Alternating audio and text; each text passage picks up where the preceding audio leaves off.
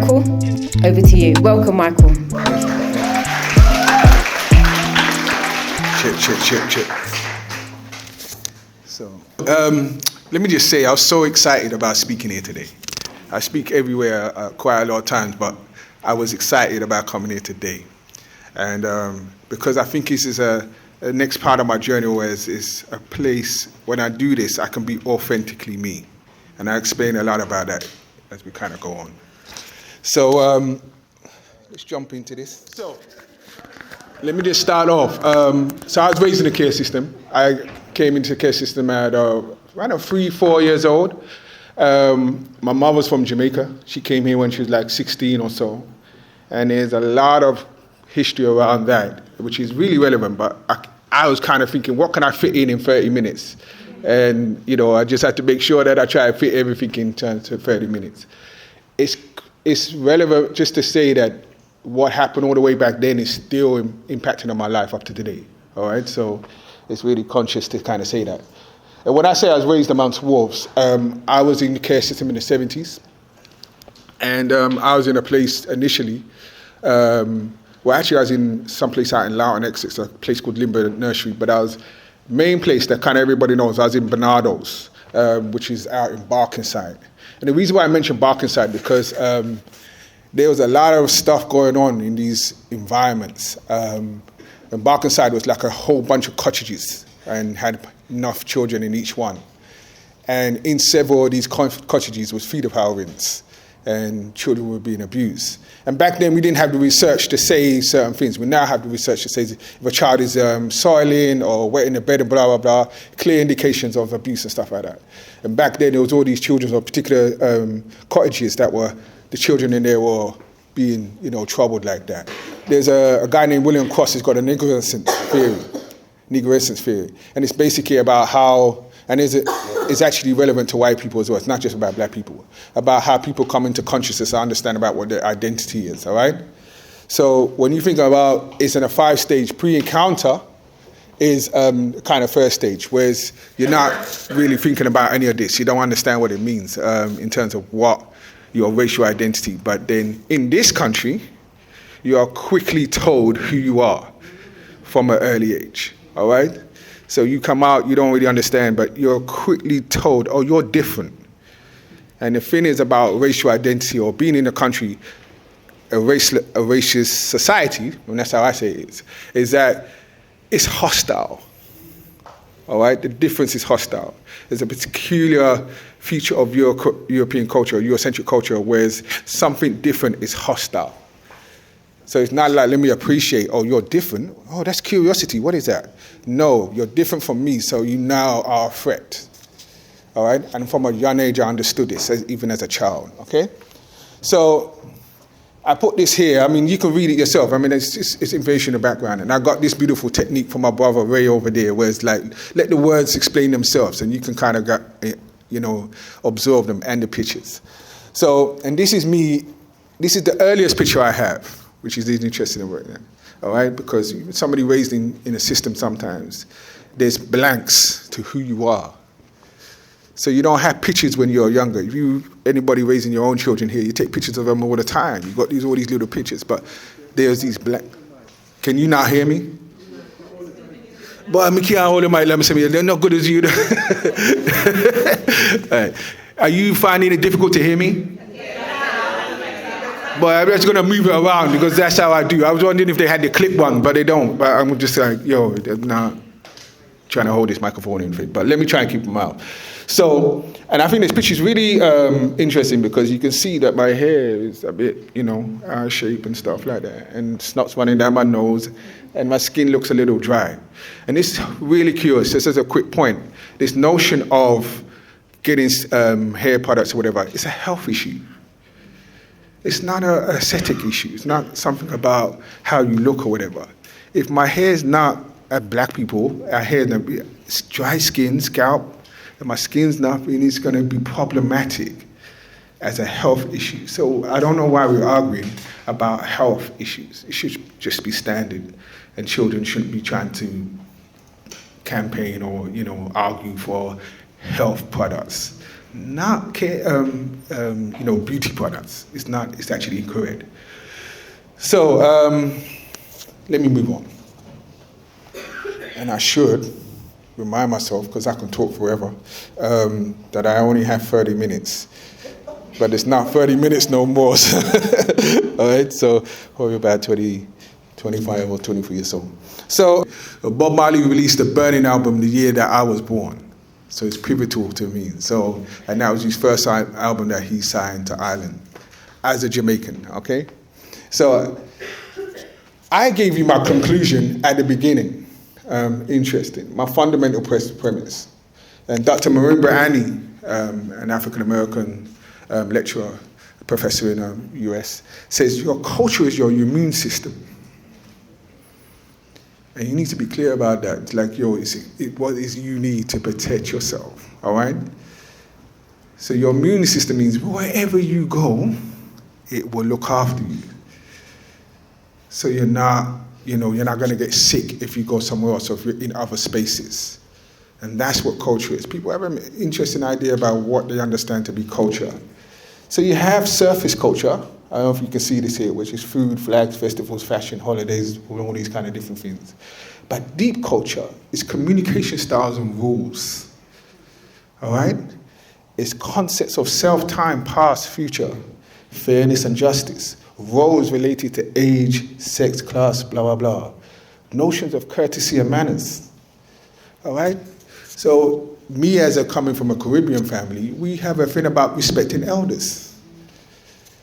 And lo and behold, when I went to my white friend's house, we bunking off going to school, and he walked out. John, what are you doing in the ass? Shut up. What? I thought someone was going to die. I ducked. And I just idea that when we was younger, we talk to our elders like that. Are you mad? So there's this notion about how you are with elders and all these other hidden, or not even hidden, rules that kind of govern you and orchestrate you how you move within your particular, environment. So everybody talks about these surface stuff, but it's actually really deep. It's much more complex around what culture is, and it's an organization system.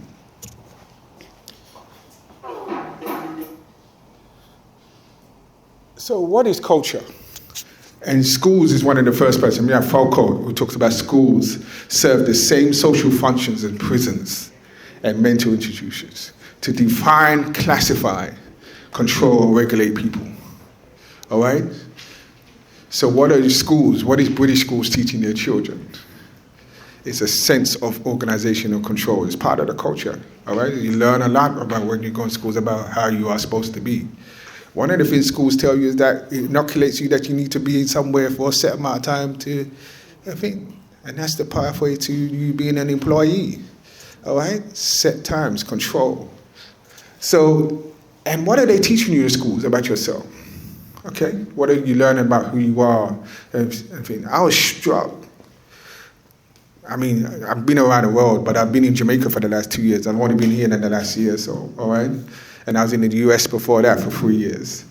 But I was struck by being in Jamaica that their school system is absolutely modeled on the British school system. And they only started teaching stuff about Marcus Garvey and that in the last 10 years or so. They weren't doing it before. So what are they learning about who they are and where they come from as Jamaicans? Which is so curious to me. So remember, Annie, I'm going to give you some perspective on what she believes is culture.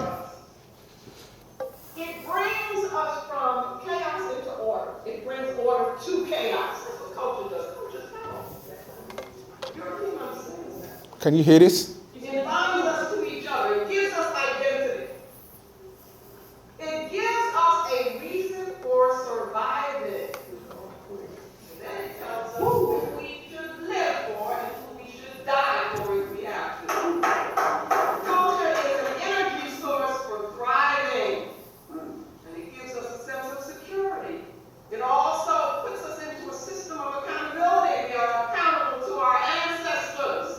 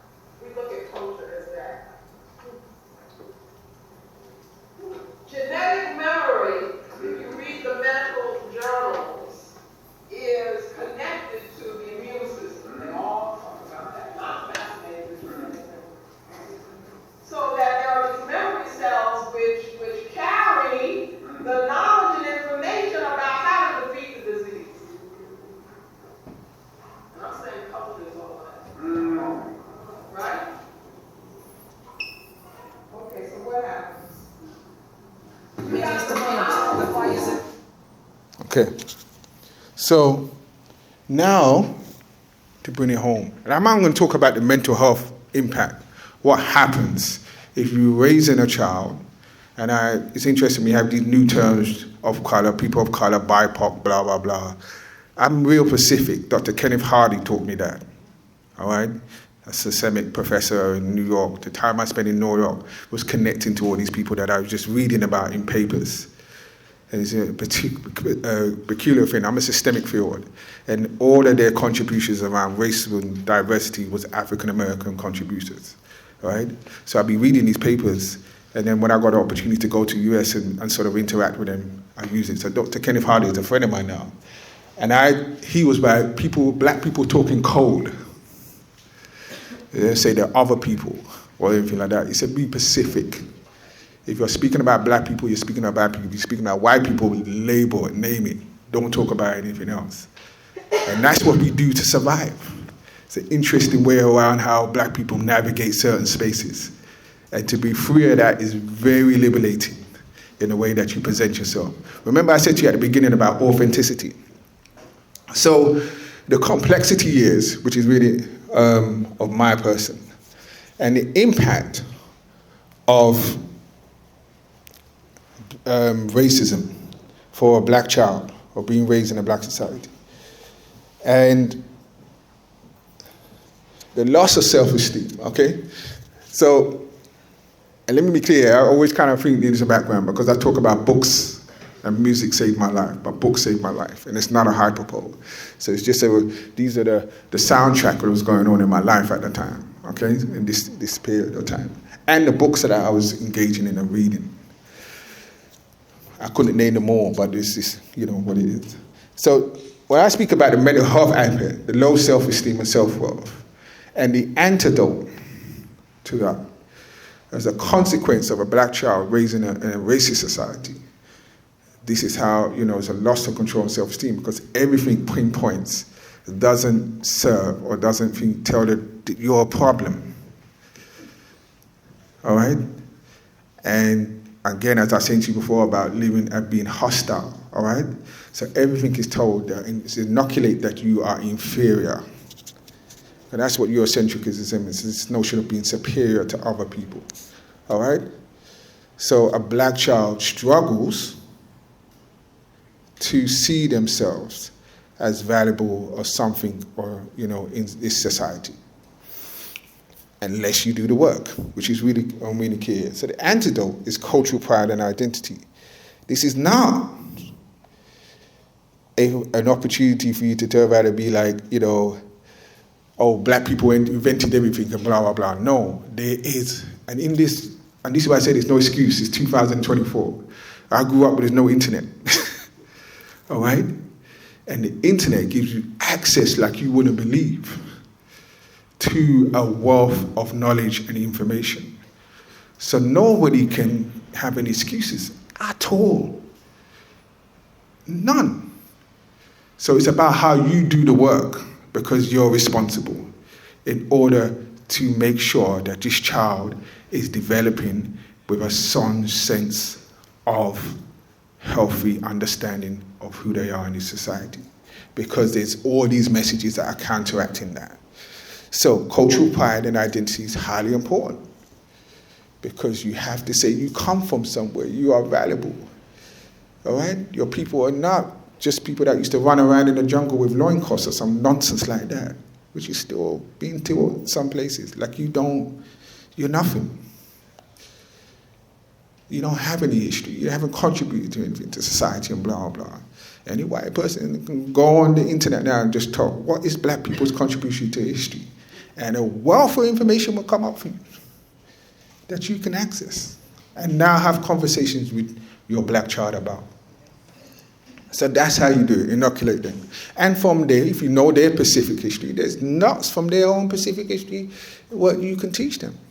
If they are Nigerian, Cameroonian, Sudan, wherever they come from, it's up to you. You have the responsibility to go and look for that information and make sure it's surrounded by your child. All right? And if you're buying them little dollies and stuff like that from your own, make sure you have a diverse set of dollies. I'm not telling you to go out there and go and bowl black dollies alone, but make sure you have a diverse. Because my friend, both of them are black, middle class, blah, blah, blah, coming home the other day, and they're 2-3-year-old talking about she wants to be white, and she don't know how this happened. In 2024. She's like, what? What's happening? Because there is insidious messages that tell you that what you look like is not the norm. So you have to do the work. It's constant, consistent. So anxiety and stress, normal. I didn't have time to put up to, I'm a psychotherapist, as I'm trained in mental health. If you put a picture up of a child's brain that lives in a healthy, what you might call a homeostasis or environment, and one that child's brain that grew up in stressful or, highly sort of, adverse situations, their brain is completely different. There's tons of research that tells you out there what it means to raise somebody in hyper-vigilant circumstances. Oppression.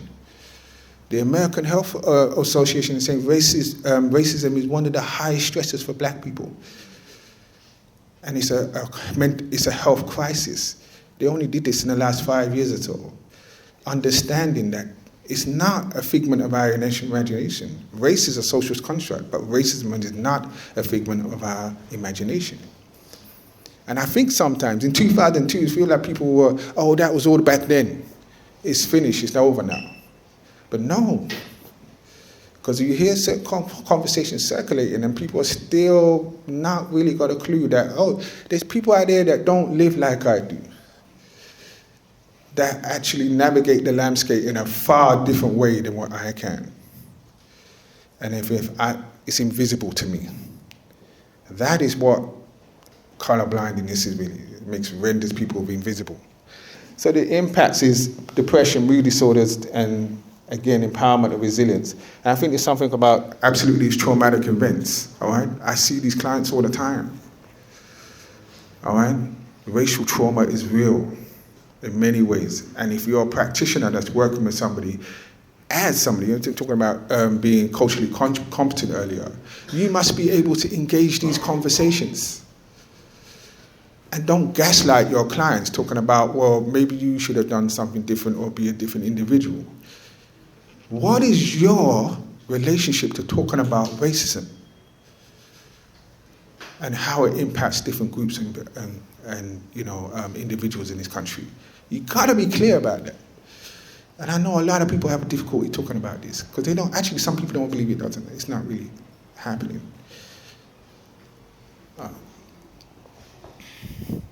So, let me move that forward. So, academic and education impacts. Parental advocacy and support of education. Let me say something quick. I was in a children's home in Shepherd's Bush. All right? Can't tell you my story in 30 minutes, but I was in a children's home, a black children's home in Shepherd's Bush. Long live, rest in peace, Greta Walcott. Beautiful woman from Ghana. And that home was different. Because everybody in that home, black children, were a family. And I remember one time I got in trouble at school. And I sat outside in the hallway and listened to this woman tell them people there, you're discriminating against my Michael. And she was cussing them out. She was advocating for me. All right? And because this is one of the things you have to go through sometimes going to schools here. Like literally you're singled out and targeted, blah, blah, blah, and all the rest of it. But she wasn't having a bar of it. And that's what it's about. How do you show up for your black child? How do you advocate for them? All right? It's really important. Don't be like, these people are not, they're horrible people. Don't worry about them. We love you in our house. Insufficient. You have to show up in a different way. All right? So identity, cultural pride in media, I said media literacy. You also have to combat all the messages about black children in the media and stuff like that. Everybody believes black boys are dangerous. which is why since they allowed them to now circumvent SUS laws or whatever, there's a hike increase in black children, black boys being hospitalized for overzealous policing and no further action. But they are being arrested and leaving from the hospital, being tasered and beaten. I remember all that. I remember back in the 80s or whatever, and then jumping out of SPG vans, and we had a narrative amongst us. You either fight or you die. And we was kids. And they thought it was funny. And jumped back in their police vans. And that's another thing, they don't see us as children, which is really interesting. All right? Doesn't matter if he's 6 foot or whatever, but he looks like a baby to me. But somehow this is a man. And you hear in the descriptions, 18 to 20 years old. He's 14. How did you expect him for a 18 to 20-year-old? So, yeah. Now, let's say about socialization. A real curious thing for me is about this notion of love, and then fostering adoption.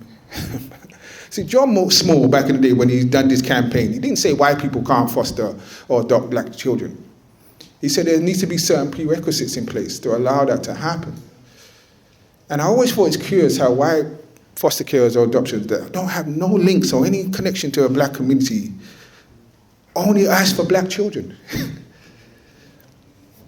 When I was working as a social worker, I was doing form F assessments and blah, blah, blah. I'd be like, what are your links to, do you have any black friends? No.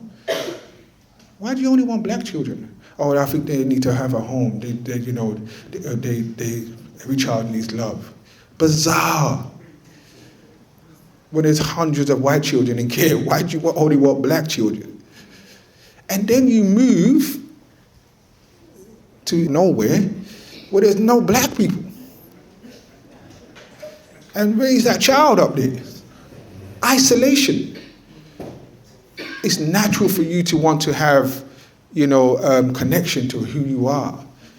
Can't raise you out in nowhere and then live in a hostile environment and you're the only person that's there. So John Small, quite clear, if you want to adopt it, you've got to have an understanding of what it means to raise this child and raise them in a community where they can have links and ties to who they are. It is imperative. It's absolutely fundamental for their mental health. So,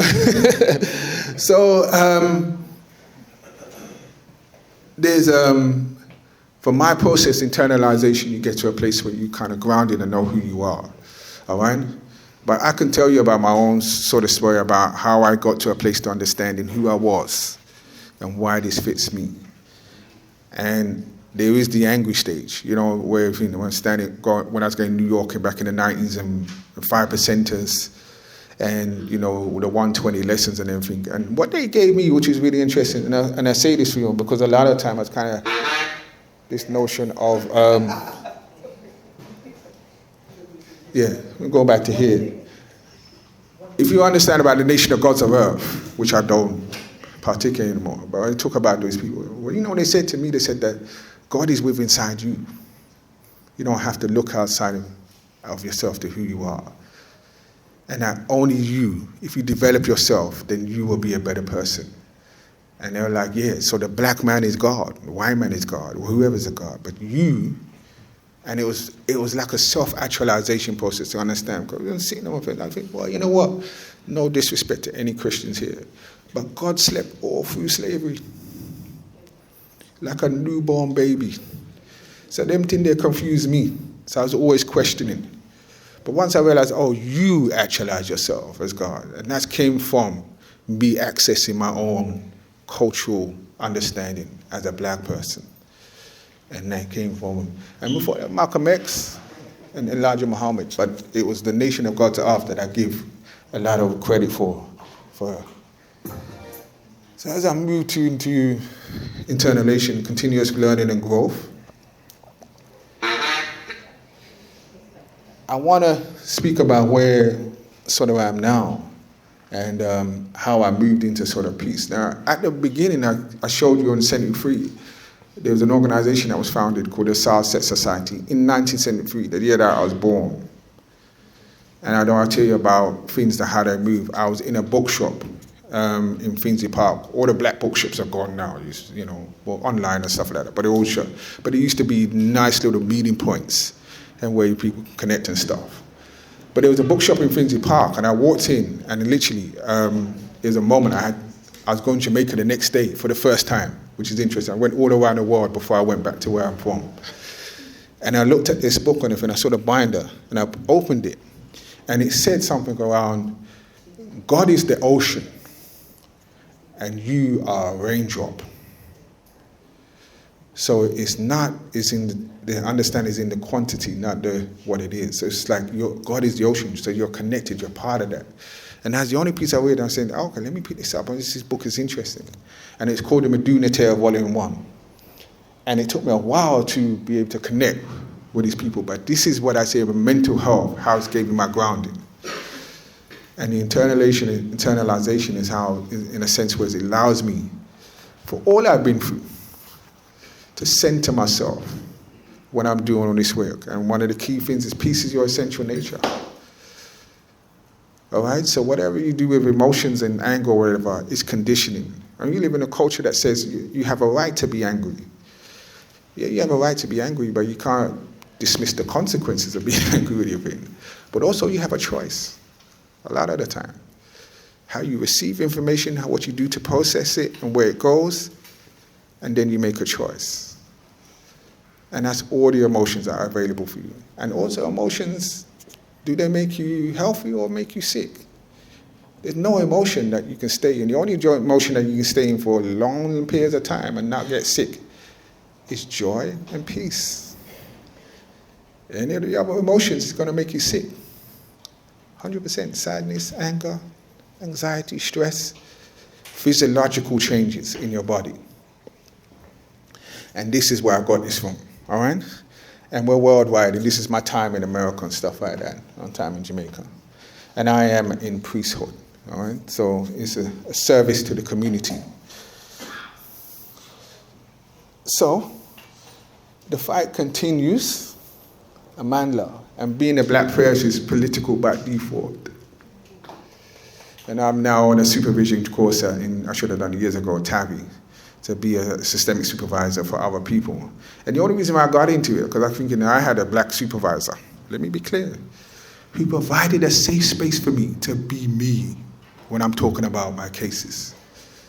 And he passed last year, dear man, Matthew Gander. And I said to myself, you know what?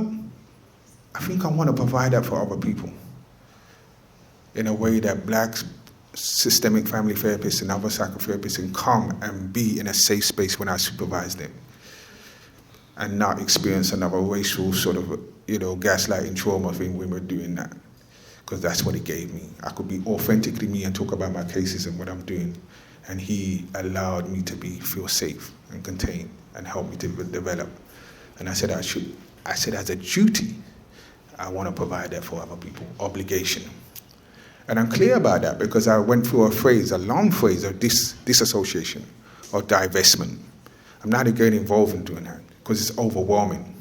And the system feels overwhelming. Because racism is exhausting. It's exhausting.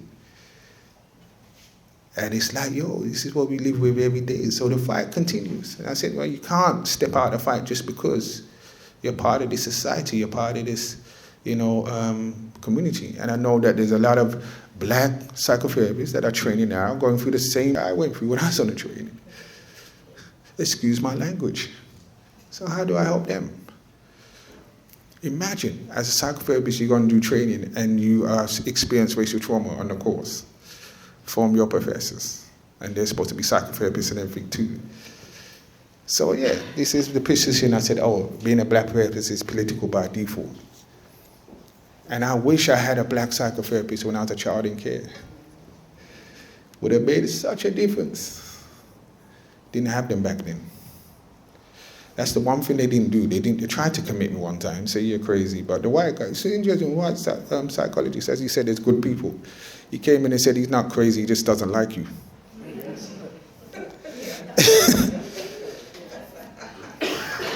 if you treat him a bit better, nicer, it'll be okay. I'll never forget him. All right? And then they're about to put me in one of these assessment centers, so I think to be committed, basically.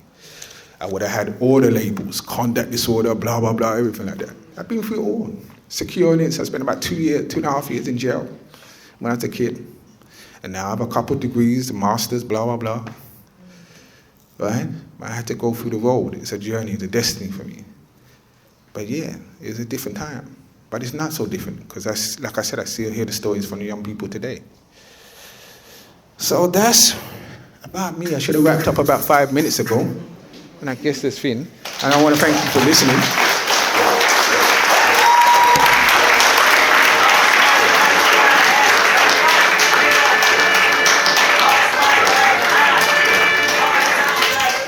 Brilliant.